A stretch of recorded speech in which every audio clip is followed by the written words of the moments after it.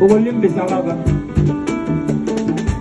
nazolukana boya yo me ba souvenir ezobendanga kaka bolamu elekaki ebele nazobanga mpe kolinga moto mosusu ntango mosusu nakozwa oyo aleki yo na mabe na prefere na bongi nazoloba na boya yo me ba souvenir ezobendanga kaka bolamu elekaki ebele nazobanga mpe kolinga moto mosusu ntango mosusu nakozwa oyo aleki yo na mabe na prefere na bongisa nzete na ngai etangami nazoloba na boya yo me ba souvenir ezobendanga kaka bolamu elekaki ebele nazobanga mpe kolinga moto mosusu ntango mosusu nakozwa oyo aleki yo na mabe na prefere na bongisa nzete na ngai etangami kena lula nzete nayebi te koki kobota mumabolo moto nyonso aza na probleme ya love. Façon de faire bien affilé, nous pouvons dans une nation, on a mon ça pour ma love. En fait, bien affilé. En tout cas, c'est pas une nation. Non, bien affilé, tout le bâtiment, c'est pas une nation parce que c'est pas les premiers sons. On a tout le monde a fait ce héritier en Angola. Nous sommes en train de commenter. Ah bon, il y a la vérité, c'est surtout le but que héritier Betty Pierre a connu peu de silica.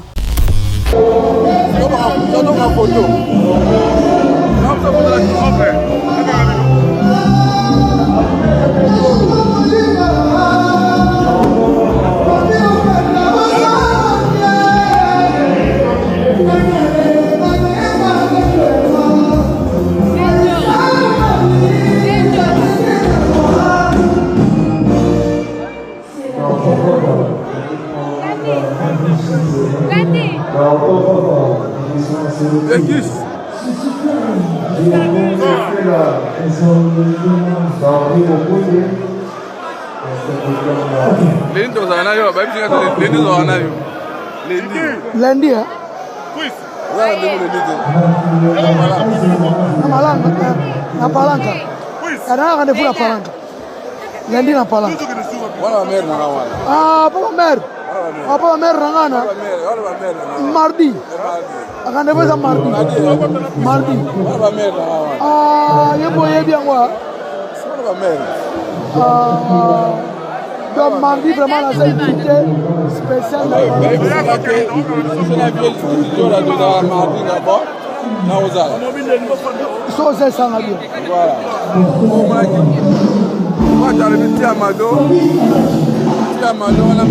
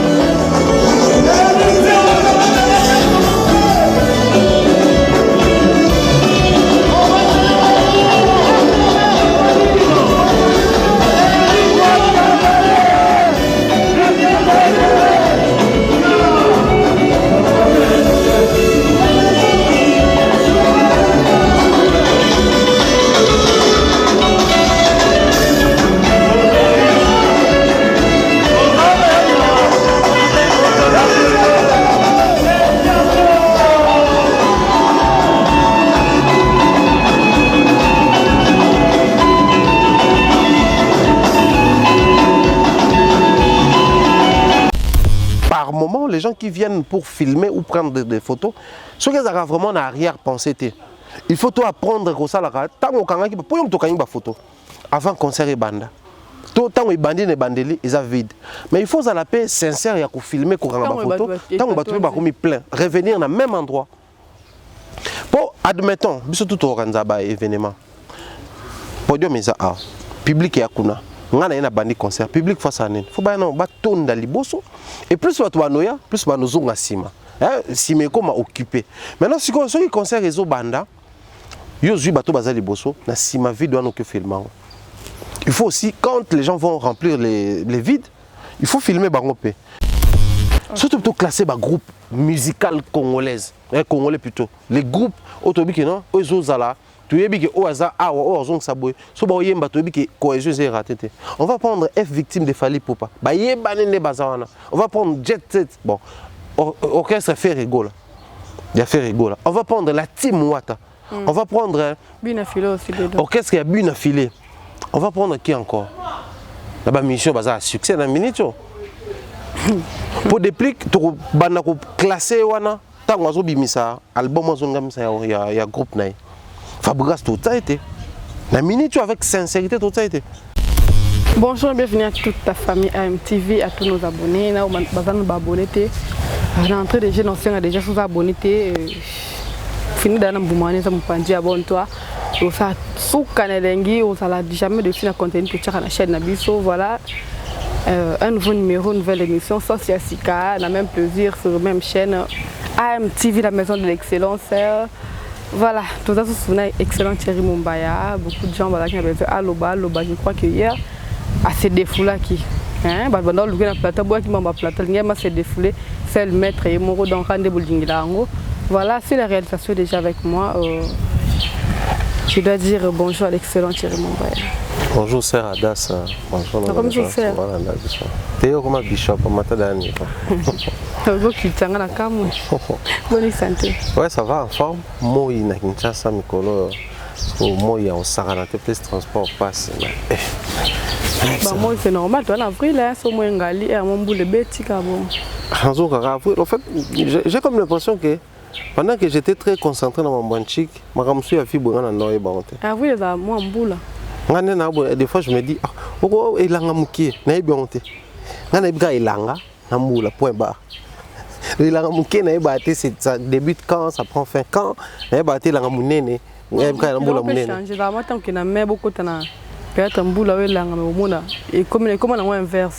Non, mais sinon, moi, tout ce que je retiens dans la période, à l'époque où j'ai travaillé, je salue comme ça les réalisateurs belges belés. C'est à l'époque où on travaille encore en la réalisation de clips, passeport publicitaire.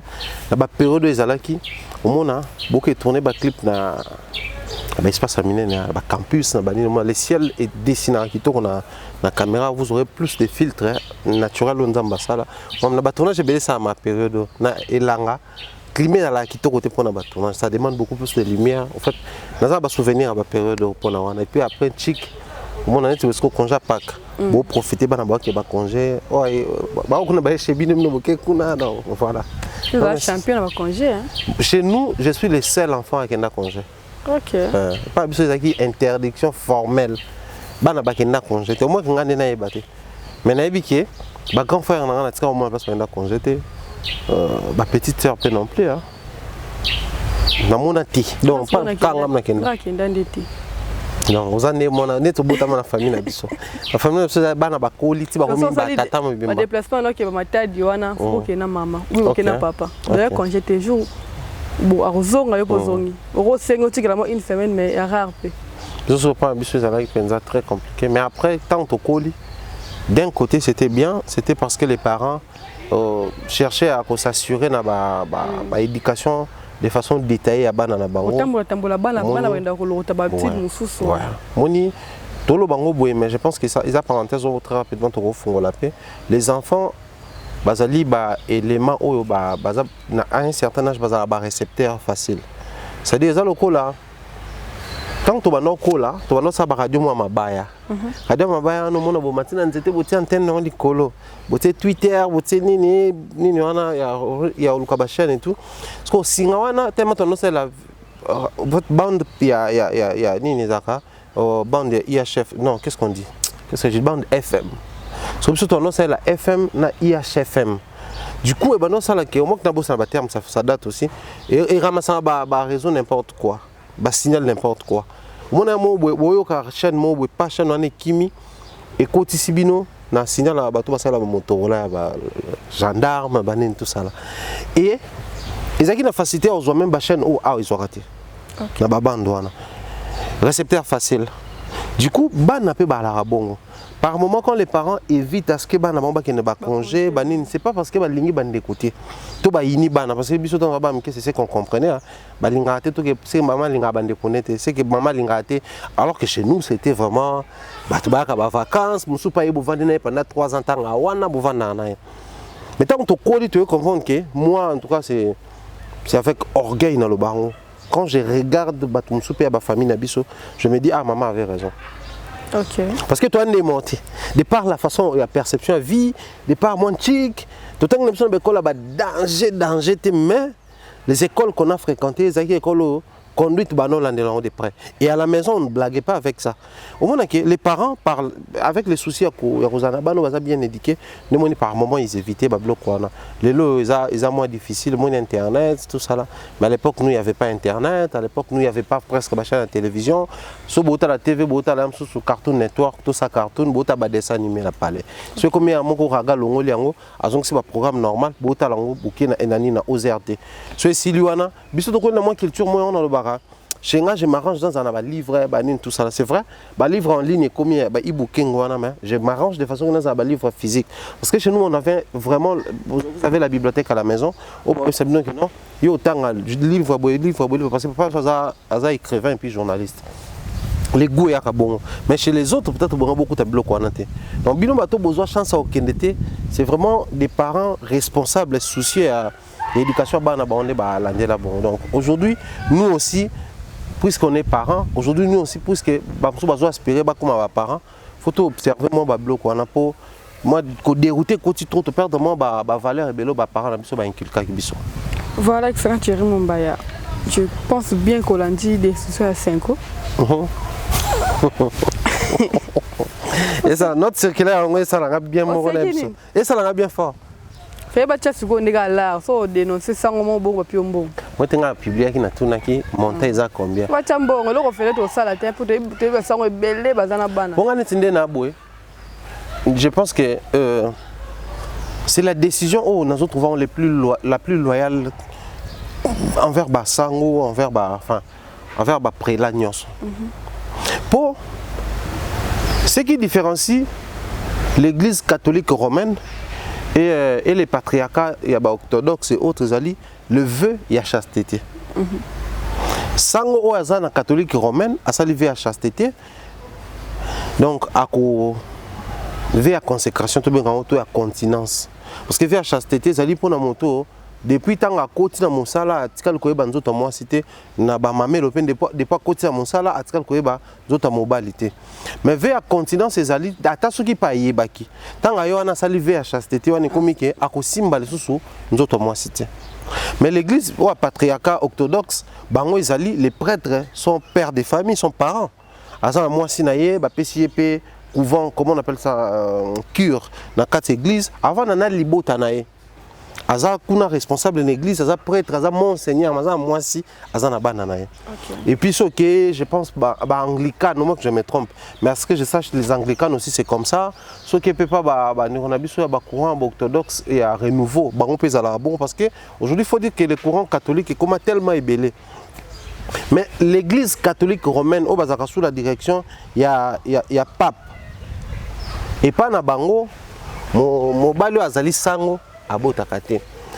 Même bateau basuka ba frère parce que ils ont bateau musuba komaka ba prêtre ba musuba suka ba frère de par congrégation ou à côté tout ba botaka petit. Mais si ko soko yé dans la logique au mona ke ba sango toma wela ba mbasi. Nga motu na poster ke loko wana garçon moko melinga bazui sango moko nyokola nga serana za étudiant pia kato wela ne moi city ko ya za mo ba mbongo ne ba nini tout ça là sango siko otana mamutuka uninga siko mobali kuna étudiant nan au moins le compte loba peut-être il faut to loba pe boy parce que ça va nous aider on la dépôt des mesures au moins à un moment donné comment qui beaucoup côté là-bas on s'attaquait enfin et dans un sens on s'attaquait plus na ba pasteur et non na ba prêtre et pourtant chaque église ça na ba makamona moi malamu te voilà où il faut tout temps besoin enfreindre ba loi photo lobaka sango na bana ça na ba msusu ça moi na te mais ça na bana moi j'avais une copine tout temps nae un des ba copine à classe ba collègue tout ça là enfin bon ça sango surtout eba quitté to ebika que non papa na bango asala ravana na poto maman na bango ndavanda na bango to vanda to tanga to koli o wam ndenge ba master chic to ka bona titan to na deuxième CO parce que ngata on comme la troisième finance technique bango ba kendaki ko continuer ba pédagogie ba nini tout ça là et je te dis c'est après tant koli tant to koli to zuma ba conscience et ça li a eu diplôme fois que a na poto mais pourquoi père na ka vanda ah te faut bien nous rejoindre ka kuna bana même si personne n'a exact parce que ça on a poto. OK. Ça on peut pas orthodoxe non la catholique romaine pena. OK. Ce que et là maintenant c'est que ça dans l'histoire les aïe. Kama na bisoana elle s'appelait Nadège.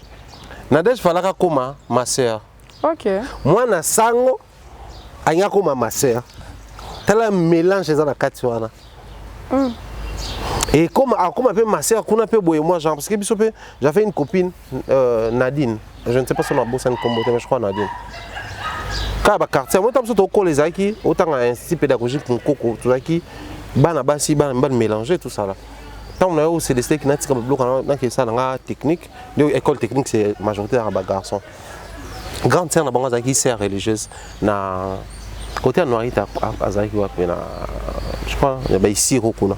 Sœur religieuse a zuizemi a saigné vacances avec qui dans les dernières maisons poussent année basi musu bazemi na bango naturellement peut-être mon na raté les équipes pas remarquable bon il surtout ebi tant a commis a zui vacances à 4 mois avec qui n'a que poto a boti a tigi moi na zonia avec continue qui sœur les qui ne moi no betel so yana so bota tout ça c'est-à-dire kutu ba ciblé ka ba sangona ba sœur religieuse voilà azana na kata ba mwana ki verso bo comme na sango abimana ma sœur moi appelle sœur religieuse, tout normal, garçon normal, tout ça. On venait de voir une vidéo qui circulait comme quoi, publier, mutakaliser, sœur religieuse, pourquoi? Parce que ça on a une copine libanda, ça on a mappé dans l'histoire, ça on a mappé dans religieuse et ça dit que religieuse a tenu la sango ba nid nez à la rara. Taka sango na religieuse ba tina ba nid. Paf. Et ko ya siko et pas copine à sango libanda. Ok, à publier. Donc, c'est-à-dire, c'est très compliqué. C'est difficile pour eux, peut-être, à assurer, et moi, je pense que les gens qui ont indexé, Obimana Sango, Obimana religieuse, plutôt Bango ne mutu basala bave. Bango ne faut pas respecter bave na bango. Alors, si l'église aujourd'hui se décide que non, Sango n'a pas se prononcer, se prononcer. En tout cas, surtout toujours en termes de pourcentage, sur 100%, peut-être 0,0,1 se prononcer. Dénonciation, oui. Dénonciation, oui. C'est difficile. Moi, j'ai des vieux basango. Mais vieux, c'est-à-dire que la paroisse, j'ai travaillé comme vice-président de la commission des jeunes, j'ai travaillé comme groupe comme titulaire à clan, j'ai travaillé comme vice-président de la commission des jeunes à l'équipe technique, c'est-à-dire que groupe K, j'ai été à Bouga, ça existe, j'ai des vieux tito ko là-bas viennent sur encadrer sur na kolita ti basango ti baboti to na peu au là-bas na bango ti le basa. Donc ce qu'il faut faire Ezali plutôt que même la dénonciation parce que s'il faut vraiment bazo salango il peut-être pas comprendre toutes ces années pour une décision ils ont monté. Mais le coup la pape azako ya na Congo bazo décision là. Chaque fois pape atara makolo na mboka surtout les pays africains. Ces gens-là, on peut dire tout ce qui est au ligne Toloba. Basali ba porteur ya étoile mokoboy, ba porteur ya autorité mokoboy, ba porteur ya suprématie mokoboy. Souvenez-vous l'histoire nous rappelle que tant au pape je crois Jean-Paul II, non. Les papes ont rappelé dans mon bout, je n'ai pas eu le temps de vérifier les noms. Tant ayaka akoma na Congo. A quitté l'aéroport, je sais pas sur l'aéroport, ton la place à nek au siège, a baiser ma belle. Abi maquillé zo pendant trop na Congo, il y a guerre mais il y a comportement bassi. Majorité à basso bako avorter pour dans bakufa. Effectivement ça là. Bato ba yebi histoire na bato baza période dans ba maman ou baza période dans bako témoigner. Bassi bakufa avortement comme pas croyable. C'est comme pour dire bato baza porteur il y a pouvoir moko il y a puissance moko boy. Du coup pour éviter à ce que l'église peut-être ait créé scandale n'arrive à pas résider ba nettoyer mon église ba ça la toilettage voilà pourquoi ba na procédure mais moi je pense que ba ça là tard. Mieux vaut tard que jamais oui mais ba ça là un peu tard ba sango oh bima na sœur na biso na cousine na biso pour jusqu'à ba bino ba sango ba bota bo ba sango na ba boti te mais ba na ba relation tout na bango zoya ba ma sœur ba ko ça peut ba sœur bon ba sœur dans photo admettre pourcentage à manquer parce que moi si zemi zozo occasion ko ya okene ko avorter te to ya ko bima te zo vacances ba o mona ko comme na zemi ya ba limoja bango so na sœur na biso mo boy na Marie Madeleine wana ko loba na Sainte Marie Madeleine sœur so ka quartier banini azaki religieuse ma sœur pendant que azaki tellement intelligente que elle était envoyée comme ma mère supérieure ne bango banda loba azaki religieuse aki tanga na Vatican atangi na France atangi na Suisse azozonga paf comme moi na Joe banini tout ça là zuwara basinde bozala supporter taki bunda na mbanda comment ça abundi ba ibalo bana bina longo ngamo déjà d'ailleurs na longo na mas sikoyo par moment tu vas un peu victime ya elo kongo bandima faut mon sœur tanga bima ba mini jip mbala moko sœur ba maquillage pour moi ça ba maquillage te ba ta batissage te bima pena no transformation à Kamehameha. OK. Et ça se somme ma sœur comme maman bien banine tout ça trop bon c'est pas ah ouais ba rappeler moi nemo ça là moi genre voilà je pense que baba nana na basango et puis ba tande so les apena bazana besoin qu'ils a là effectif ba s'assurer qu'il bâtit quand même quelque chose ka ba ndimi pour ba ndimi ka l'église ba basango et belé ba musu ba sala pour la vengeance mais ba sala pour la vengeance c'est parce que moyennant quelque chose face à là pour basango ba bimina bano ka ba otia na l'église donc kana mata mo konza zala na bino tout ça là ka bana na bazong ça azala pe na yo ka ba wana ba couvent et plus grave aujourd'hui basango ba mo mana basi na ba couvent et beaucoup ça qui ba na hôtel na bango ba kenda ka ba na mo ba coin na ba mais comment vous ça na ba couvent moi na sœur moko ya ka olala na couvent basango ba tu peux ba yebi na bango soit il faut aucun non pas orthodoxe donc moi je pense que c'est une très bonne décision qui va aider l'église à fonctionner selon la loi au bango batia seulement batia quelque chose surtout pour na babiso boy faut batia quelque chose pour dénoncer vous dénoncez combien de sango nga roza tana ba 23 sango et demi musu sana na bimi sango ta na no diacre manda na mwana na yebi parce que kuna roza frère au komi diacre apo komi prêtre ne votre le bobeta wa mitemo pamba ako batalanga va venir nanga pesiko neti wa diacre na master nanga master nanga par rapport à neto kola mena colonel en âge tu ko beta a déjà diacre donc bazaki par azaki camarade ya ba petit nanga ya ta bota ki avakota mangamona oui abote ya bota avakota tinda za na couvent tout temps moko bima po so bana couvent bazo ba vacances ba bimaka OK tout moko bima na vacances atika profiter à profiter te ba bima ba na ba famille oui pendant vacances am soko ya vacances il y a 3 semaines na famille am soko ba quand même ba vacances na des vacances on profiter qui peut se mettre azana copine né donc moi avant et dans la tête on bima qui nda profiter donc du coup là c'est déjà un défaut ba sango ya ba sango mususu o abonné dans histoire sango mona dans YouTube abota avant kota couvent ba validango lelo na oki même par nini carence ya basango na ba ville moko boya ba France kuna ba kati ba komo ndima bato ba bota ba roya ba koma ba kota couvent donc c'est très compliqué mais au moins ba ki couvent ba to balinga ngo ba to kena déjà dans par moment bundi mama mo bundi botika biso to boya kango toujours na avantage au boya parce que là c'est singa ezaki lobi na po butu bien les tongo comédien papa sango a komelinga po azana mwana si je me trompe a komelinga nanga pedo fo fundanga na zanga réponse au pesa ya même na tumbo na Facebook oui jour monseigneur na bango pe ya ba sango ba comédien alors bango to funda la personne mode elle de Siroc Thierry Mumbaya et là moins au carton en fait si j'ai ba sango mais c'était important na tout bandana parce que ça na maîtrise côté wana vu qu'il y a ancien catholique ancien OK on ne porte dessus en fait ça c'est privé mais on a la croyant. OK. Voilà, on a la croyant, je crois qu'il y a un Dieu, j'ai pris ce Dieu là et là où l'occasion écoute à on prier dans prière. Ce que tu dans la mosquée, dans prière. Ce que tu dans l'église. Ndeba non fonctionner ndeba fonctionner. Tout ça na tsaka offrande offrande des années na ça ko bolamu, ndé na sala ba bolamu, on za me offrande nanga. Pas de dans l'église, tu as raison. Pardon. Partout écoute à radio. C'est écoute dans l'église na bino. Non prier. Je me suis invité là. Oh, comment on dit ça, nous passer dans ce pamba to boy. C'est la personne dans l'analyse. Les mal avec vous, on a besoin de l'église, on sonne dans l'église, on comment après ça analyse. OK. Pardon, tu la rabo, tu le kimia, ne touchez pas mais ouais. OK, je ne touche pas. Même pas de loin. Bah ouais, bah on s'est touché, bah on a bango. Ouais. Voilà, Thierry Mumbaya, il y a une vidéo. On a une répétition, on a tenu concert, on a été bien affilé. Na moni on kana TikTok et peli so so mo ka sikana TikTok nga za ming TikTok ezwe bika nga mo bena sala quand déjà vidéo na kantia parce que positionnement za ke ba njembe belé na mi lobela ki peut être njembo o na yo quand on a kata positionnement. OK.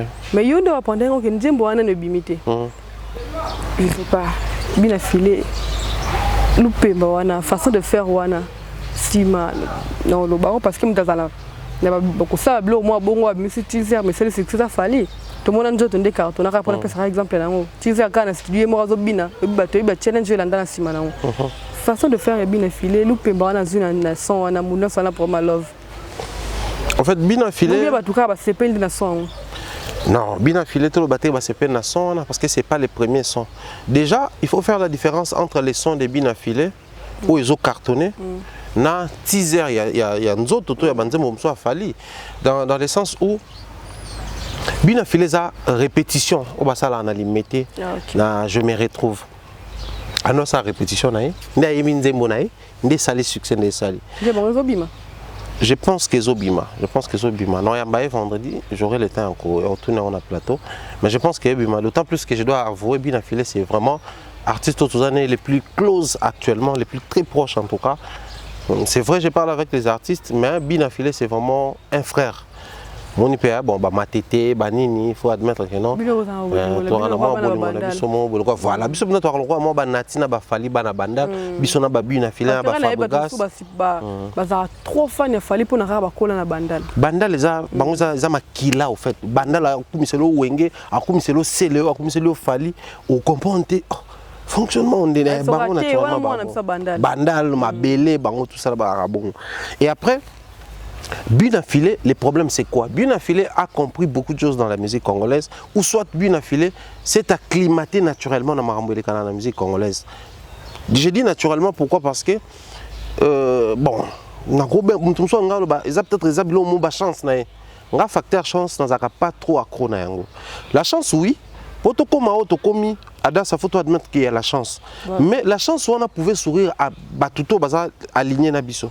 Mais pourquoi sourire na Adassa pas na Mutu Mususu? C'est-à-dire parce qu'Adassa avait aussi compris des trois petits détails où ils que pour sortir ma tête, il faut n'abîmer la koto et non koto. Ça aussi c'est copieusement bien affilé. Bien affilé, il fait la musique et moi ben la musique du peuple. C'est-à-dire musique naïe et ça musique oyo à force à cater pour créer quelque chose de surnaturel. C'est la musique avec des thèmes très proches de la population. La musique où ils en ont vécu à Montignon. Musique où il y a yemba, c'est une musique où ils ont yemba leloté. Sois sincère. Lobby, to lobby okuna, tu vas vivre marambo ya yemba. Il est vraiment dans la musique des proximités. Et la musique des buts affilés, c'est une musique qui va rester. Okay. Voilà pourquoi moi personnellement, dans une émission de la Kofi éternel jeune, les souverains sacrificateurs et rumba congolaise. Okay. Parce que le souverain sacrificateur, c'est celui qui est entré dans les temples, dans les lieux très saints, pour sacrifier. Offrande, tout. Or, même quand il fallait pour qui est aussi un rumbiste, reconnaît que bateau est un rumba pur, c'est bien affilé, parce que c'est lui le souverain sacrificateur. C'est lui qui est en train de sacrifier Wata Yembi, Fali Yembi, Fer Yembi, Jiba Yembi, Yembi. Mais tant qu'on sacrifie, bon, c'est bien affilé qui est à temps plein dans ça. Et moi je pense que c'est une très bonne chose pour lui. Makamwasa Luana, bateau basala ngumaka c'est ça où est Jibe. Ok. Moi, je suis en répétition et ça les succès. Tout ça, à ta bloc ça récent. L'opel AGB. Pele, l'opel avait bimé sa succès punda. Aussi bloc en l'opel. Et ça qui nous répétition. Concert, qui va s'épeler dans et puis comme on traverse TGB ça en publicité il y a prémisse. Oui, à toi attends banzem boloko là. Dembo tempo vandisela nga tempo ba générique suka suka ba succès nango banda wapi na répétition aujourd'hui est-ce que biki to bina nini le avant ebima tono bina ngo ya répétition. Ça c'était la spécialité de JBO. Ba toi suka ba ki osala loko wana c'était Fally et Ferré.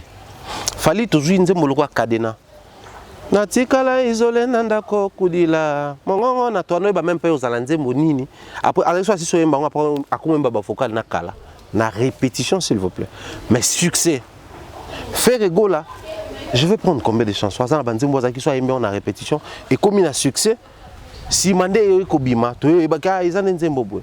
Mais après Ferré na Fally il y a aucun artiste, je dis bien au moins que je me trompe oh ya ça là na répétition et nzembo mo boy to ko moyembe comme il a succès avant ebima na format enregistré dans le studio. Mais c'est ce que Bina File fait so nzembo na lokola mbanda na nga simbi touche avant toye bango tono bango na ba répétition là so nzembo ne mo boy su auto emba na mo nzembo ebimi na album ma positionnement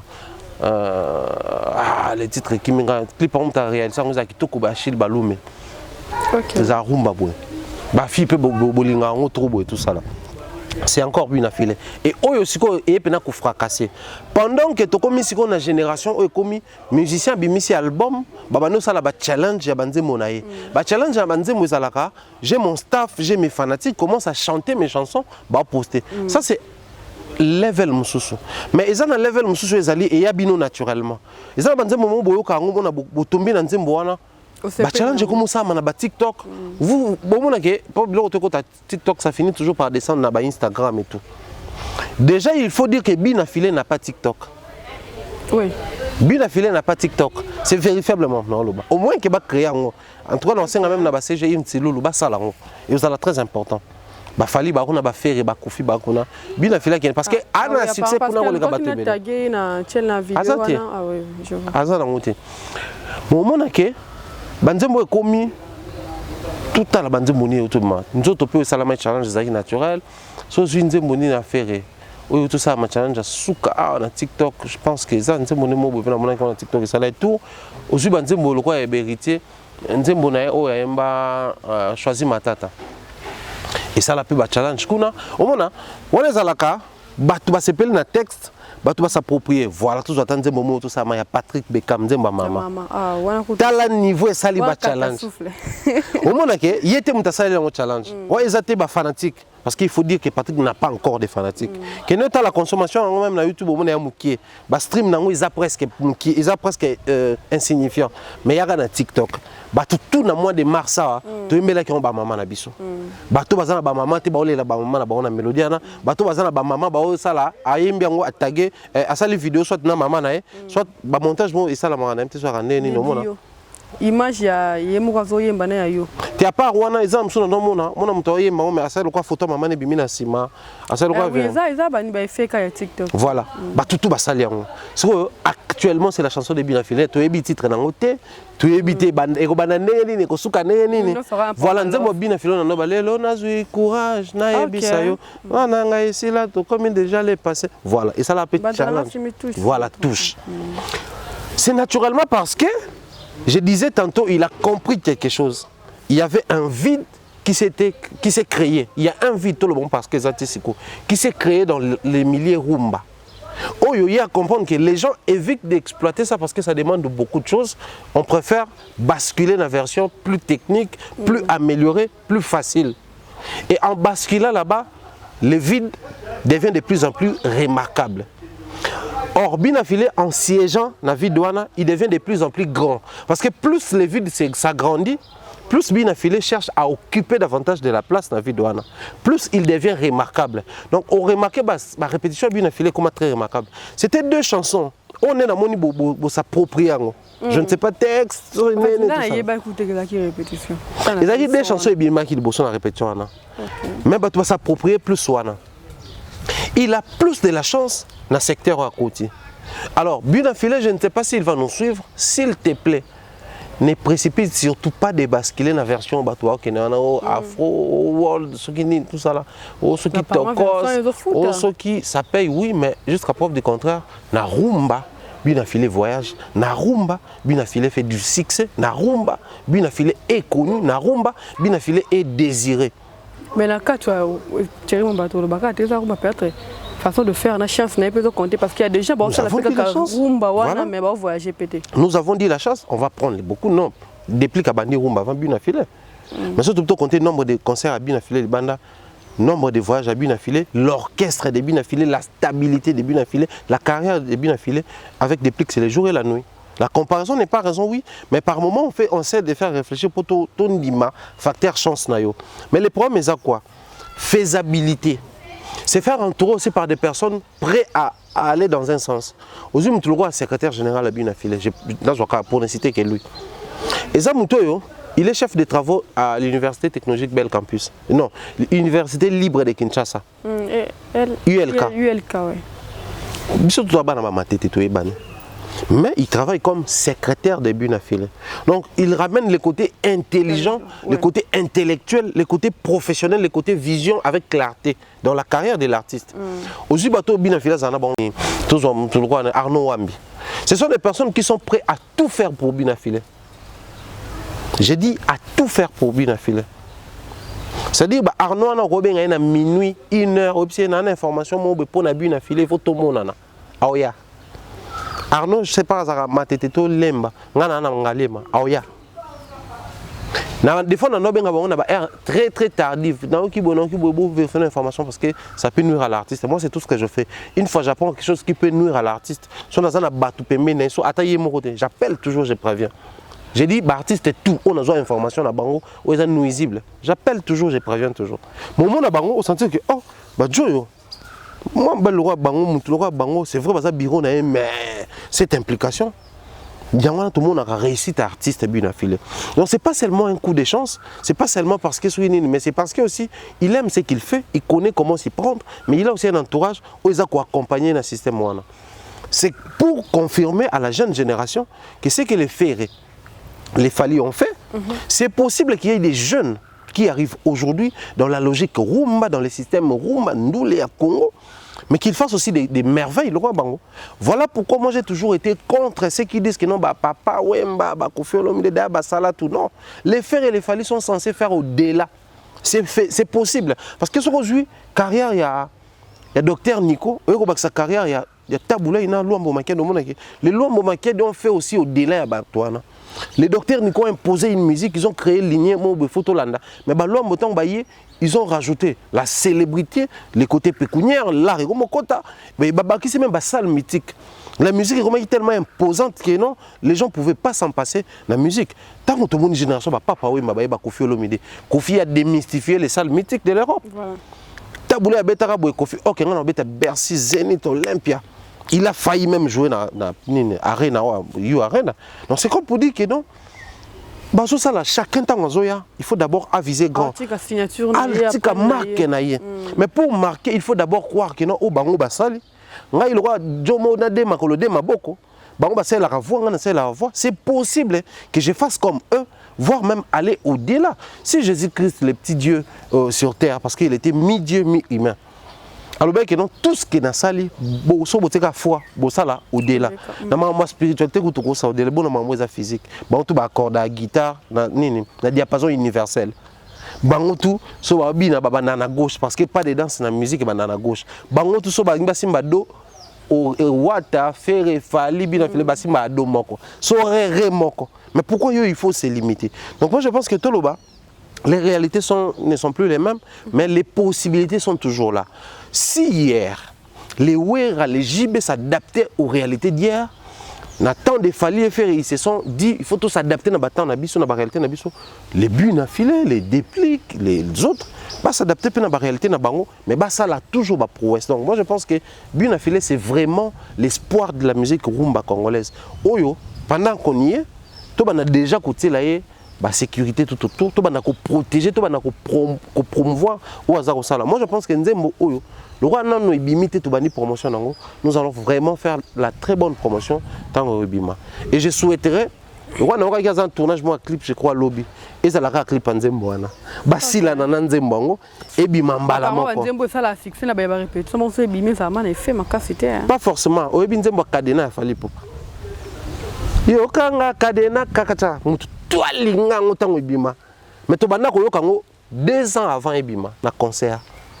Je crois concert les arrêts ma pembe son abosante ba côté à Kimpoko kuna ya sel nini maloko omona e bandi kuna e mbami kuna metango ye koto na nini ti lelo kadena so bato na fête bato balinga ngo texte on est à toujours bien voilà nzembolo kwa service to yokango pe na concert metango ebimi ti lelo c'est la chanson de Fally Ipupa au partout kene na Afrique tombe ça maboko so beteka tan bato bagangaka.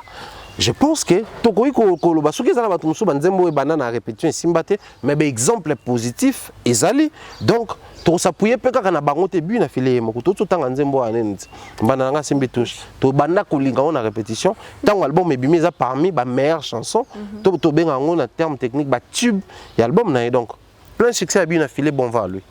Voilà avec to le bien filé, il pas autant kozala kalami na Angola.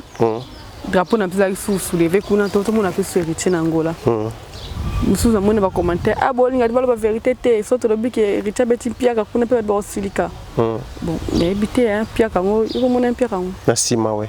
Ah, ok. Vous avez Pierre à solo vraiment. Mais est-ce que vous avez na heure ni na concert? C'est ça aussi le problème. Donc c'est là qui plein de balles qui va qui est Pierre. Non mais attendez. Ou bien là qui a concert hérité si la quitté la police quand des quatre concerts a bien affilé depuis la quatre concert. Donc c'est Angola bazar système en quatre concert. Bah c'est heure limite. Les Congolais bien toi là.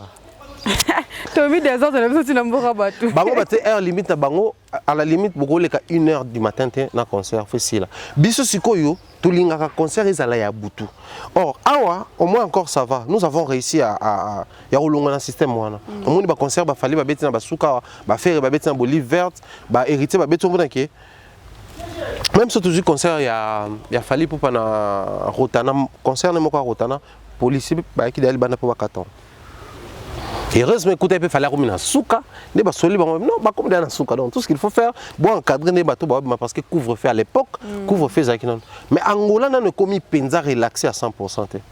Or Angola en Afrique, surtout en Afrique, n'a biso arbre, parce que parmi les pays, on a plus de vaccinés que les pays. Ok. Angolais presque majorité besoin vaccin. Congolais ou Angolais il y a kuna besoin vaccin na bango déjà. Angolais a respecté que geste barrière. Ba concert on est batozo qui ne ba sala ba test Covid. Même Kofi Olomide na Rwanda bando sala bon avant qu'on concert ba tali nini soza vacciné et puis ba sala le test Covid sur place. Donc je pense que ba bloc on a tout c'est très important pour nous permettre à ce que ba bleu qui avant. Alors héritier Watanabe il faut dire que abanaki concert na retard. Pourquoi? Parce que c'est à la congolaise. Il fallait battre Baya, Babeta plein, au pays congolais. Fatsa, il a mané cher à l'ati, à sa parfum, à bien, à on a ressenjaillé. Bateau, bah, quand on a concert, on a besoin pour filmer, peut-être en début. Au coup, généralement, on va vite mon fouet parce que les gens se remplissent de plus en plus. Tu es bien, tu fonctionnes, tu constates. Watada mati, mamne bani, ma vidéo bastati, ba no côté, amati, bateau, ba no zo ba retard, pour tout soit raillé, alors que moi, kala pembeni. Avant de zomela. Les temps peut-être tout ça là on même n'a pas fait. Oui fait tu que ah ba marié na ba quotité. Na salle de fête avant de jour luka ba moi za pembeni wana. Tant boye bo sanga na wana na ba. Au moins on a beaucoup même sur 20 personnes. Oh bozo ça so beaucoup ti botoni si salle. Mais bo vana même bo c'est là ça donc marié auto quand ba photoyer. Même réalité tout ça là na ba concert en Angola. Du coup et ça là que par moment les gens qui viennent pour filmer ou prendre des photos, ceux qui ont vraiment en arrière pensée. Il faut tout apprendre que ça là tant au kanga qui pour to kanga photo. Avant concert et banda. Tout temps où bandi ne bandeli, ils sont vides. Mais il faut à la paix sincère et filmer qu'on a photo. Tant on va trouver plein, revenir dans le même endroit. Pour admettons, surtout au Ranzaba événement. Podium est à public et à kuna. On a un bandi concert, public face à nous. Faut pas non, ba tourne dans les bossos. Et plus on va noya, plus on va nous zonga sima. Sima comme occupé. Maintenant si on se concert et zo banda, yo zui bateau bazali bosso, na sima vide doit nous que filmer. Il faut aussi, quand les gens vont remplir les vides, il faut filmer Bangopé. Na inversé. Concert et bandit, tout plein, tout ça, le concert comme chuté. Même dans le stade, bisous toi, dans le stade, Ngaï, Daril, Sam, Okito, Daril, Amis, Moussaïl, Nekobama, na PC Mbote. Tout ça qui est master, Guilain et les autres. Tant on commune à 20 minutes avant de faire un match, tout ça, tout bimi. Sauf que vous avez filmé le stade R1, vous avez bimé à l'Obani, stade où vous avez piaka. Même dans le concert, tout ça, là, même le concert a fallu pour Romeo Golf. tant on a moni bakomo kende malé même na suka va concert c'est nazo Eliezer c'est tout qui na biso to na kitambo na copier ba vidéo na concert ya kinga na ki naturellement c'est ce que biso tout ça là na concert mo tout la ki na Franck c'est mai pe ya fali boya liboso a kotana avant concert ici là to calculer ka couvre fait bani père bon surtout on a ba carte après sur les caméras to kende ayo tikaninga na carte na magasin donc au fait tant on filmer peut-être concert vers la fin au moni que vers la fin on a vide comme quota. Mais il faut avoir la sincérité à vous expliquer. Tout ce que nous dénonçons, Zali, manigance pour ternir à tout prix. Même quand ça marche, il faut toujours chercher là où ça n'a pas marché. C'est ça les vrais problèmes avec nous. Vous comprenez? C'est ça vraiment les vrais problèmes qui vont ronger les systèmes congolais dans tout ce que nous sommes en train de faire, concert, présentation, nini. C'est vrai, ça a été une réussite parce que au Moni Angola, Salo Atlantico, Bafali Balekawana, Baferi Balekawana, Bawera Balekawana, JB peut-être pas Balekawana, Bakofi Olomide Balekawana. C'est vraiment le coup là, temple pour la culture, na biso, na ba prestation qu'on a. Mais c'est aussi ça amphithéâtre où ça suffisamment bien pour na obeta ba concert, tout ça là. Et moi, mon humble avis, je pense, Héritier Tambe, il est à féliciter. Il est à féliciter parce que ce qui concerne aïe, nga landi concert wana. Banze mo mingo batu ba yembi. C'est le premier album na été. Et c'est l'album en cours, Miange Midemo. Donc ça prouve à suffisance que non, sa musique a été bien accueillie là-bas. Du coup, quand il est arrivé, tout le monde a un musicien Moussou. Soit il y a un concert, une chanson mythique na Bandaranango. En utilisant ces chansons, ça lui permet d'emballer les publics. Mais lui, quand il arrive, il te chante Banze Mona Rachel Fouta, il te chante Banze Mona Daniel Massaroana, il te chante Banze Mona Bibi Ber Masika. Ça prouve à suffisance que non, l'artiste, tant soit peu, il fait ce qu'il a. Il a envisagé peut-être. Trop le bel ambiance à concert, trop le bel engouement, c'est vrai, on sent qu'il y a une petite différence, on sent qu'il y a une petite... ce que moi je n'ai pas apprécié. Le fait qu'Héritier Watanabe, bon baloba, orchestre Mouké, betara plein, orchestre. Apparemment, comme on répond, en tout cas, un micro, répétition, concert. Voilà. Et je pense que si Héritier veut utiliser son travail comme outil de réponse, je pense qu'il doit laisser les succès de son travail. Et même à Bissot non, Fabregas n'a pas raison. Quand il avait dit que non, le concert d'Héritier Watanabe, excusez, l'orchestre d'Héritier Watanabe, c'est l'orchestre il y a moins d'1 La preuve, Moussala na bango, ba prestation na bango, na minute, Fabregas pas qu'au Québec tapé Atlantico. Mais on a besoin de m'embêter contrairement à l'héritier. Parce que l'héritier a Saturne, il est permanent. L'orchestre a un qui a qui gère ça, il y a côté Massananga, je respire, on a boy, ah, qui je respire, Tindi boy, côté qu'on héritier, moi, ah, qui Jacques Love, il y a boy, côté, ça dit, il y a au travail. Mais Fabregas, soit il y a un concert net, il y a bon. On a besoin de retravailler encore. Donc, héritier, orchestre, il y a un maman orchestre dans la minute. Et ça, maman orchestre, on s'en ça en tout cas, il faut tout ça, tout le banaba vérité en face. Surtout plutôt classer par groupe musical congolaise, congolais plutôt. Les groupes autobiques non, eux zala, tu es bique au hasard, ah ou au zong saboué, so ba yemba tu bique cohésion c'est raté. On va prendre F victime de Fali Poupa, ba yeba nene bazawana. On va prendre Jet Set, bon, orchestre fait rigolo. Il a fait rigolo. On va prendre la team Wata. On va prendre Bunafilé aussi dedans. Orchestre qui a Bunafilé. On va prendre qui encore? La mission basa succès dans minute. Pour déplique to bana ko classer wana tango zo bimisa album zo ngamisa ya groupe naï. Fabregas tout ça été. La minute avec sincérité tout ça été. Pourquoi? Parce que simplement il a perdu presque tous ses musiciens, voilà. Tous ses généraux. Bekama akei ozu baba o anonyo tout basa ki wana ba kei même batasikazo qui au Zulu et les autres ba kei. Donc il n'a presque plus rien. O ezake vocal au open yembango vocal au open mérité na 2 albums no abimisi ba tout ça ba vocal presque baza par Diego Milito. J'ai pensé à Diego Milito tant dans notre nini concert Atlantico. Diego Milito c'est un excellent compositeur, chanteur. Apparemment quand on a une musique. Akatati na moni azo sala na taki ba statut na WhatsApp na moni azo poster ba blog on est pour préparer ba projet mais c'est parti comme ça en lambeau par manque peut-être et à vision. Bon, qui sait, peut-être il est encore jeune, il peut rebondir, renaître de ses cendres, a proposé ce mieux. Donc je pense, Héritier Watanabe, sur le plan technique, musical, sur le plan structuration, ossature, et puis sur le plan, il y a Oyaza Oyo, Aza Oyo. Dans la minute, surtout tout ça, 4 orchestres congolais. Total, il y a Oyaza Oyo, Aza Oyo. Orchestre mis balèze Héritier. Si pas dire le premier orchestre. Parce que ce total, il y a Oh, j'ai respire. Ce total, il y a un star, moi, c'est comme Jacques Love. Tu as vu que ce total, tu as vu que oh, Jires, la foudre, malgré le loin qu'ils ont eu billet cac. Ce total, il y a ambulance. Tu as vu que total, Mich Kangano. Donc, orchestre Héritier, tu y es. Mais ce bataille, l'orchestre déplique. À peine au banou kutang, oh nan, tu es bibangoté.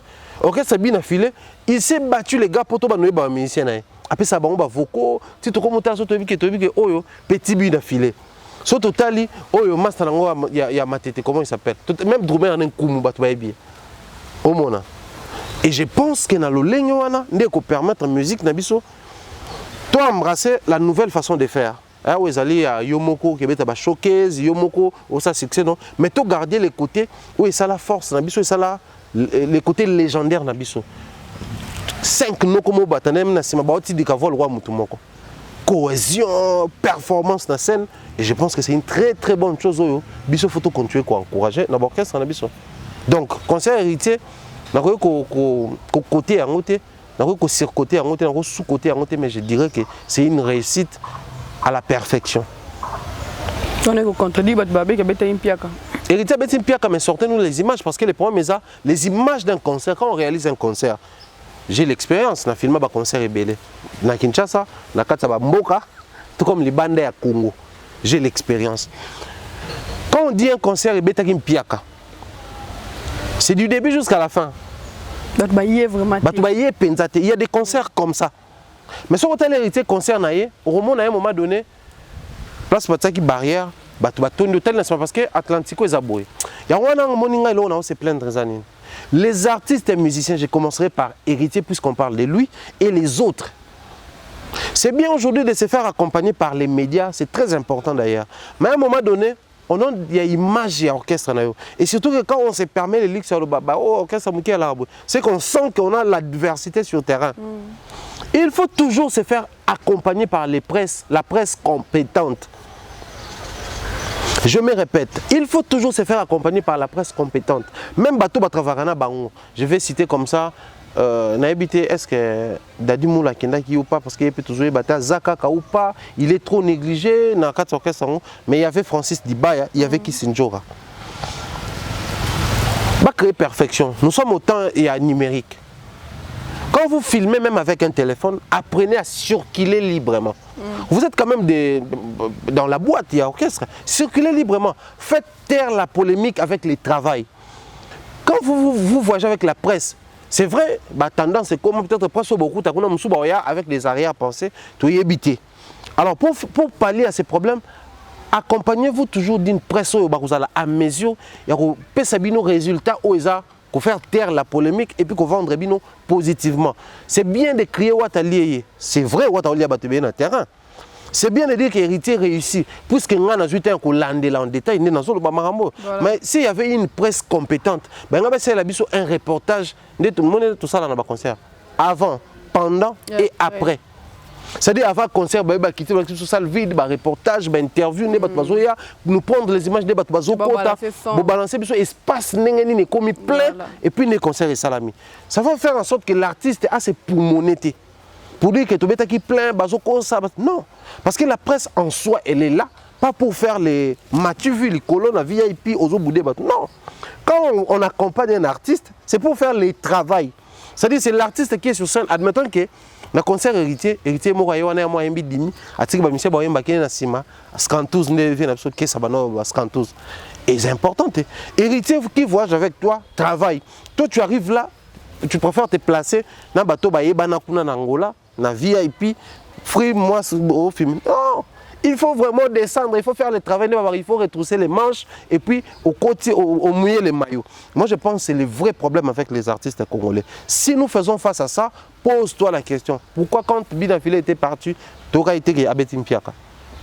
Pendant que la vidéo il y a avant, il y a pendant, il y a après, Héritier sali carton aéroport. Mais les gens oublient ça rapidement pour la vidéo qui circule en piaka. Et moi, je pense qu'il est de notre devoir de démentir et ça là une piaka dans concert wana. Bateau va prouver sortez-nous les images il y a début jusqu'à la fin, tout le monde en piaka dans toutes les chansons. Une autre référence pour nous ébaquer artiste bazoloba a salé piaka ezaki bandeli pendant ou après. Au moins soko yoki nzembo o ezobeta pendant ba filmer. Kolinga te za banzembo image za sanson. Image za sanson. Yoka nzembo wana vérifier ce qu'on a concert ba beta nzembo wana heure nini. Oui. Oui parce que zaki ne bandeli to nasuka. Nasuka c'est naturel batu bakendara toujours. Na début c'est naturel batu bayaka petit à petit pour ba remplir. Donc moi je crois il est grand temps qu'on arrête avec ça, mais aussi aux artistes et musiciens de se faire accompagner par la presse capable de vous rendre un service loyal et de haute facture. C'est une agence à voyage. Et pas Pomba.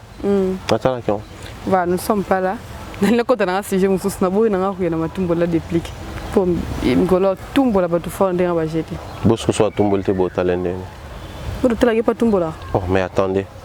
Sors-moi 5 émissions, les dernières émissions où la partie sur Kill, tout le monde a dépliqué fait la promotion de son album. Mais pourtant dans ces émissions-là, il parle de ses projets, il parle de ses albums, il parle de ce qu'il fait. Mais ce n'est pas ces images-là qui circulent dans nos... C'est une crise, oh, je pense que tout peut arriver dans la vie. Moi, je déplique dans le bas qui ont une émission, j'en suis loin dans la PCMO. Déplique aime la musique.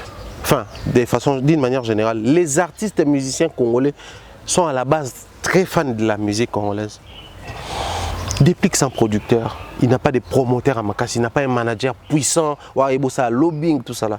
Il sort les albums, il sort les singles, il va sortir l'album de son orchestre, il continue. Ah mais il faut avoir la niaque, parce que qui te dit que le musicien n'est pas au 10 000 $. Musicien déplique d'abord Boébiété, il va sortir l'album. Je déplique Boébi que l'album n'est moyennement pas consommé. Il va payer 10 000 $. Azati, à la limite, si vous avez payé 5 000, 4 000, 3 000. Bon, c'est secret pour personne. Tu peux payer le premier pas gratuitement. Donc, tu n'as pas le bar, on fait la promotion, on fait un clip, on fait une séance à studio. Ça suffit pour un musicien qui cherche encore à se faire connaître. Mais Déplique continue de travailler. Il a un siège, un endroit où il répète, il a une résidence à lui, place à ça, les studios à payer à la séance. Donc, à ça, amoureux de la musique, il y a Moussala. Si quand l'amour n'a sa passion, tout ça, un jour, pas il sort un projet qui accroche. Vous aurez du mal à rester focus sur ces projets parce qu'il nous a habitués. Il y a Rolanda Kaye en anglais. Bolos, oui, ça a succès dans TikTok. Il y a qui versionné. Version répétition. Là maintenant ça confirme. Et le côté que tout à l'heure quand on parlait des buts à filet, version studio et Bimi. Est-ce qu'il y a un succès? On se disait Bolos soit Bimi, Tobi, on a pas fait. Mais Bimi, on a maître de cérémonie. Je n'ai rien contre Déplique. Dis-moi dans quelle fête tu pars bâtir le Bolos. Mais si on a fait, DJ va mixer au web. Oh, il y a répétition. DJ tout va mixer. Dans le studio, dans la fête. Oh, il y a répétition. Mais version, voilà. On a besoin de se retrouver. Quand la batterie, il y a drum, il y a carton, c'est original. Mais si il faut énumérer le problème, ça souffre de promotion parce que promotion c'est l'argent. Aujourd'hui, il y a beaucoup de chaînes de télévision, il faut dépenser pour ça et tout ça là. Même pour booster, ça demande de l'argent et tout. Ça c'est vrai. Mais aussi parmi les points qui ont empêché, qui ont étouffé la chanson Bolos, c'est ce système Déplique Céléo et les autres. Quand on sort un projet, on ne s'attarde pas là-dessus. Mais quand il faut clasher Robinho, quand il faut clasher Fabregas, quand il faut insulter, là maintenant on le fait bien. Voilà, Thierry Mumba, vu que nous sommes derrière les temps, vu que autour de Robinho. Provocation, il y a une personne à contre une application à Salaki qui est en répétition. Xiaomi a payé Robinho Mbote. A bengue pakistanais. C'est pas ça pas pakistanais solo. Non, tout non ngai. Ne habite ça pakistanais. Moi habisinga non, après ex-patron na Mbote c'est normal. Voilà qui a vu na tout. Mais réaction à Robinho na plateau. Balingba tout na sur salutation na bien qui est pakistanais. Réaction à Robinho. on trouve qu'il y a comment. Et puis façon de faire, il y a des qu'on a vu sur la grande fin de la journaliste, je dois dire que mon tour le ballon Robin et mon nazan dit mon ça succès au moins na mambu ya mbote. Et moi je crois à Robinho, il n'a pas bien fait la réaction peut-être. C'était pas trop poli, peut-être pas trop propre et tout parce qu'après Moni à un moment donné quand je suis sur ton plateau, tu dois me mettre à l'aise mais je dois te respecter. Parce que sur ce même plateau, tu peux recevoir n'importe qui. Plus grand que moi en carrière, plus mature que moi, plus intelligent que moi. Minimum, il faut devoir avoir respect et non. Estime au pessinga rozouanga, la place à Batouana, je te dois en retour les respects. Au mona, te respecter, il faut n'appeler son vraiment en retour. Et moi, mon humble avis, je pense que ceux qui sont dans la logique, optique, au monde, et au ça là, je ne peux pas énerver. Souvent, la télévision totale, il y a des gens tant que tout le monde a gibé dans le plateau, il y a des questions sur son il est libre. Libre à lui de répondre ou de ne pas répondre. Mais le plus important, c'est de rester commode, réfléchi, poli. Garder l'essence sur un plateau, je pense que c'est le plus grand. Aussi, c'est la démarcation. Il y a des fali dans le plateau. Jibé dans le plateau. Ouera kana na plateau te mais observer on a ba plateau ba na tenue ba retenu face à ba biloko ils ont même une émotion toujours une réaction moko mato adrénaline to blo moi ba genre voilà mais aussi je vois la spontanéité il y a Robinho ndenga za ba plateau na mona qui ont toujours voilà c'est ce que j'avais aimé Robinho. Bon, on a évité plus les années passent plus il devient encore plus mature. Robinho non répondre ba tout ma bé na ba plateau. C'était parmi les artistes reconnus, surtout une question, ma belle répondre ma bé. Mais si là, non. Le vrai problème, c'est quoi? L'insistance aux journalistes sur cette question-là. Moi, tant tout ça, la émission, tant que préparer l'émission, tout ça, on a des questions, tout ça, on a des sous-questions. Tu as des questions qui sont dérisoires, mais tout ça, des questions, ils ont focus. Musicien soit qui mis question à nato, invité non soit qui mis question à na. Oui, puis comment on déjouer même aux gens à la question à na. Voilà. Au moment. Et là, la question, je vais répondre moi maintenant que na répondre à bonne qui mais au moment on a battu en la forme même chose. Pour ba lingine parce que c'est le focus de l'émission. Quand on prépare une émission, ils ont toujours des questions autour de l'Inga. Dans le bon, on a émission. Les cœurs ou les centres, il y a émission. L'émission, elle a centré sur ça. Mais je ne vois pas une salutation et ça la centre émission. Robinho avait manifesté malaise dans la question. 2 fois avec insistance à manifester malaise. Et les journalistes qui insistent sur ça. Mais aussi un problème, mes amis, dans le début dans Internet, dans la émission table ronde, émission analyse, passe partout, émission na yambarabatou, invité, promotion et tout. Et puis émission on a bengango, comment on a sonné? Ah, on a posé comme émission concept. Et les gens ont tout siko et aux autres. Le concept mes amis, mutu 6 fois ça prendre la mutu. Oh y a pas lobby. J'ai laissé les champs. Okay. Mais ce qu'on a notre on a rarement. Tellement flash les amis que tu vas noyer banga, bah juste qu'on a yamba une émission à l'époque à nos jeunes garçons pour à Kola, on a ça bah clash penza au sakanate. À ça la clash pour émission bah benga bah facha mabe chez Bisso comme émission là. On a ça une émission titre on chez Bisso dans chez Bisso. Nda besoin de bah t'as l'intro ton bah tous les coups sont permis. Et bah tu vas ça prendre nanga. Or na cahier de charge d'émission là, ils ont qui fait ça la marabongo. Mais le problème c'était les gens n'arrivaient pas à accepter qu'ils allaient tirer mutuka comme mbayawana, alors ça la passe partout et puis ça va mettre en analyse dans table ronde, il réfléchit mais il y a côté assez sous chez Bisso. Ça mettait un peu les gens mal à l'aise. Alors qu'à l'époque on avait encore l'émission Masolo, au bantono beta Masolo ba couple, il y a ba famille, il y a ba foyer, il y a société. Les problèmes avec la télé angwana. Il y a des émissions légendaires. Tu vois une émission, tel cahier des charges, c'est la promo et les informations culturelles. Mais tu comment assister à la polémique. Cahier des charges émission, il y a une émission qui vers tous les cas, tout au fait vert. Tu vois qu'il y a une émission à polémique. So ba te tijo yo netij bana ngini bana braza bino moko yebi wa veza kazo ningana et yindi ça crée des ken piana des patch RFI ba tu belé ba Hélène Kalé mais les autres. Polémique na télévision. Vous voyez ça que dans une émission, il y a beaucoup polémique. alonga tiki micro. Ça crée un système. Mais tu as vu que cahier des charges et émission, émission à polémique. Zach le banon, ouais, à Liège, mais puis à un concert à Berceau, quand je Zach le Nangana. Émission cahier des charges dans les acquis. Mais tant qu'on ça la peu émission, on sentait bien que la différence entre Oyo et Oyo. Surtout l'émission, le quoi Ouragan, vient d'habiter honorable Serge Kaye, mais moi, Vita. C'était aussi une émission un peu à caractère polémique, mais Zaki, n'est-ce pas l'émission vient d'habiter Thierry Pins. Pour ne citer que la période où on est vient d'habiter Francis Kakonde. Au moment que la différence c'est qu'il y a une émission là-bas. Autant l'émission Francis Kakonde, autant l'émission Popol Mukeleng, au moment que c'est deux cahiers de charges différents. Mais aujourd'hui, on ne comprend plus rien. Du fait que les comiques ont diffusé l'émission sur Internet, tous, l'émission polémique. Attaque. J'ai fini par te donner raison dans le bar, comment on attaque l'émission. Donc, et bien, Robin nous pète les plans, tant que tu as une question sur. C'est-à-dire, c'est tout ce qu'on cherchait pour notre attaque notre titrage. Nous autres, il faut continuer avec le bar parce qu'ils nous ont aidés tant total à Bango. Nous, on a perfectionné grâce à Bango. Mais quand par moment ça déçoit. Tu vas croire que le maman, tu le bon aibi va venir dans une inbox. Pour le bon on a besoin de mais au moins à un moment donné, c'est l'enfant qui peut dire facilement à papa, papa tu me déçois quand tu fais ça.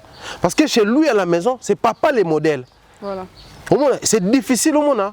Si on a un neveu moroboye, à répondre oncle bon que soit moi un moko. Ou bien mon voisin. Même papa non, je n'ai pas aimé ce que tu as fait. Mon tonton, pardon, tout ça. Mais moi, non, papa, tu n'as pas bien fait. Parce que pour lui, c'est son papa les modèles. On a tout appris de toi. Si on est devenu ce qu'on est là, c'est grâce à toi. Parce qu'on apprenait en te regardant. Mais comment tu peux te dérouter si facilement? Jomo Bezak la loba nani vient abisona ni Félix Oazé ko loba nzembo. Zakari ba baso. Guide Bunginzela. Donc, Kofi c'était les guides. Suivez les guides, avec un concert à danger, mais ça balbam à danger, ok, c'est danger. Même temps, on t'a dit que tu as pays vie, le cololobo autant est commis. On s'entend dans la Just Dieu, dans la Gabana Tatu, la Chéri B, aux yeux, nan, sur la Set and Play, aux yeux, au Noskapanga, c'était quartier latin. Donc, on fait guider ces gens-là. Mais tant que Bunginzela, même les musiciens se plaignent. C'est vrai, ils ont une forme polémique, mais ça qui plainte. Et moi je pense que modèle pour Nabiso, il faut veiller sur Bango. Pour les blogueurs qui youtubeurs on a comme l'impression que ça ne marche pas encore. Ils doivent vraiment faire attention. Moi j'ai vraiment été peiné de voir comment est-ce qu'ils insistaient sur cette question-là. Voilà. Vite fait, hein. Passe-moi au Mélati. Merci. Passage à Inosbi chez le CPM. Expo Dubaï, il a le Bélian.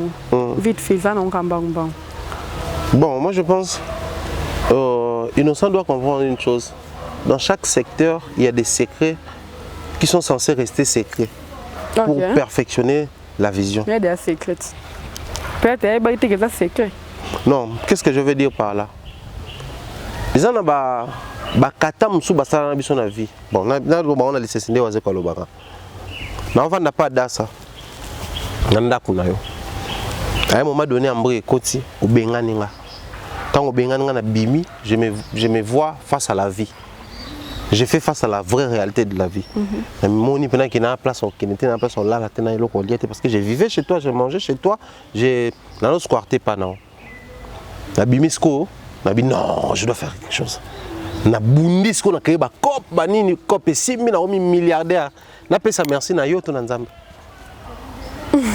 C'est-à-dire certaines choses sont censées arriver pour faire comprendre à l'humain comment est-ce qu'il faut s'acclimater dans la situation. Comment est-ce qu'il faut perfectionner. Comment est-ce que dessus il y a carte à se plaindre comment est-ce que Gim s'est comporté, non, la manière dont il a désannoncé sa prestation, c'était comme que s'il mais ça joue en faveur de Inosbi. Il doit comprendre que non. La gloire, les lauriers, on chante pour moi, on me glorifie au Congo, je suis la faux Congo, Molodo est leader. Mais j'ai encore un parcours à faire, au point que dans 10 ans, Dans 5 ans, Gims va chanter sur un podium, soit quitter le bibo, qui était pour Baby innocent par Rosala. Malgré ça, la tête d'affiche, mais c'est un artiste très connu. Il doit comprendre que j'ai encore des zones à conquérir, entre autres. Bah, Dubaï, pour tout le monde qui est Dubaï, na Dubaï, soirée na biso ya Congo, bah qui pour na mettre Gims. Pas plus, pas moins. La preuve, tant que bah tu kenda qui. Et majorité à expatriés, enfin, il y a des pays qui sont congolais, il y a quelques Africains. Donc, Inosbi, on lit et peut se dire ça à la télé pour se justifier ou expliquer quoi que ce soit. Je pense qu'il doit prendre ça comme un outil, il y a motivation. Ah, ce gars, on aime bien ce que tu fais, mais après, je pense que tout le monde a un exemple. Comme moi, par yo. Mais ça c'est vrai, aux Arabes à MTV, tu peux diffuser dans l'émission les caramels, on préfère Mumbai. Toute soirée, mon roboué, tous a besoin de journalistes, mais on n'a pas besoin de toi, on a vraiment besoin de Mumbai. Et quand on s'appelle, on se plaindre, on est tout ça. Mais mon toit a une grandeur d'esprit au bas. Ouais. Si aujourd'hui on a besoin de lui, c'est possible que demain les gens puissent appeler Mumbai pour insister que pas toi, on a besoin d'Ada ça. Ça te pousse à travailler. Ça te pousse à viser encore loin, à comprendre que j'ai encore un long chemin à faire face à des musiciens, des zones encore à conquérir et pour élargir même champ. Et après, je pense que quand il y a eu dysfonctionnement des organisations, il y a Expo Dubaï pour les Congolais. Total qui exposition, batiki ba coffret aux aki na ba pierres précieuses, na ba bloc exposé kakaboye, na ba stand, ba to expliquer ba bazate, les gens s'est précipité président l'équipe to la na moko obima. Et je dois t'informer ici. Ba président de la République appelle ça moment fait pas ça par chaque personne ba qui en a $40. Ba Congolais ba qui va se déplacer pour pas ça bon et permettre ba que mais la moi jus après concert moi ba Congolais na yo qui besoin qui soit $20. Ba kata ba $20 voilà. Vérité, on a semaine prochaine, on est à Dubaï. Il s'est passé pas mal de choses là-bas. Et ça prouve à suffisance que non, des organisations qui en lien et place, non mais bon, il est libre mais les artistes et musiciens, il faut pas apprendre à imposer le respect. Dans le ballon, chaque jour, le respect, ça ne se commande pas. Le respect, ça s'impose. Voilà. De par tenue, de par façon Zalaga, les gens, respecter pour négocier en côté. Tu ne me respectes pas, je t'écarte de ma route. Parce que moi, je tiens à ce qu'on a ça là et imposer respect. Bah, musicien, il faut pas imposer image na bango. On a reçu ici Inosbi, JB, Gims, Papa Nyokalongo. Ah, Inosbi sont dotés, Boueto informé, que non, bah, présentateur avant d'informer Gims, bah, non, c'est Gims, sachant que Gims a un plus gros poisson que Inosbi, il fallait préciser que Gims va jouer, mais après lui, il y aura un autre artiste. Donc après Gims ne partait pas. Il fallait prévenir. Mais on ne le fait pas parce qu'on ne respecte pas Inosbi. Je le dis comme ça. Okay. Mais les artistes, quand ils vont apprendre à imposer le respect, bon, changer un peu ce que moi je vais jouer après Gims, ok, informer au public qui sont là. Que non, moi je vais jouer après Gims. Parce que affiche, tête d'affiche va jouer après, c'est trop risqué. Au rôle est inaperçu. La preuve, Inosbi était passé inaperçu. Donc il fallait qu'il impose. Quand vous ne venez pas commander, vous aurez la possibilité d'imposer. La main qui reçoit, c'est celle qui reste aux pesa. Mais quand il y a un pour y bêta, pour y force, importance, il y a définir les règles. Que non la pona bêta, il faut boyer. Ngai lokola na ki pona contrat to remplacer qui na robeta na temps et que vous changer ngai, j'impose en contrepartie et loko boyer. Voilà pourquoi dans le émission passée qui pas na yo, ba artiste na biso il faut pas apprendre à quoi imposer. Ils sont pas les moindres. Ba Inosbi wana ba Fali et les autres, ils sont pas les moindres. Na Congo awa, plus grand leader qu'un artiste et musicien n'existe pas. En termes de visibilité, consommation, tout ça là.